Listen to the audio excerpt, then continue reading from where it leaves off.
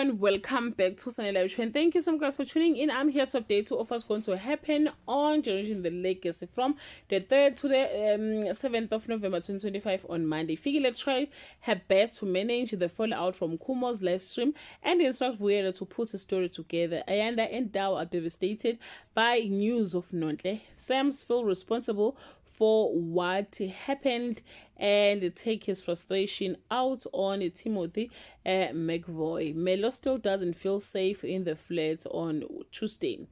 Kumo planned to deal with the shooter himself. Mpho investigates the shooting and Nontle Hayanda Tao grieve, but Sam struggled to move on. Kamo and Lulu agree to a prank. Mpho and Melo conflict pushes Melo to the breaking point on Wednesday. Charmaine pushes for answers from Kumo about what happened at the building. Sam sees Nontle with Timothy and doesn't like what he sees. Mpho acts out of character because of his grief. Lucy gives unsolicited advice to Fikile. Kamo and Lulama escalate their devious plan. Melokuhle struggles with her new life on Thursday. Sam's plans an unwelcome surprise for Kamo.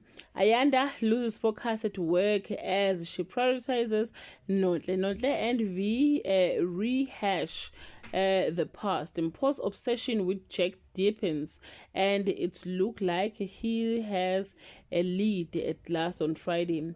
Kamo and Lulama have to find a way to guarantee their prank. Searches the Moroccas. Moahi returned to Joburg to handle the Kumo situation now that Charmaine is sniffing around. Mpho's effort to get incriminating evidence on Jack is thwarted. Sam V and Nontle deals with the fallout of their intertwined relationship. Well, guys, that's all I have for today. You can leave your comment below and share your opinion.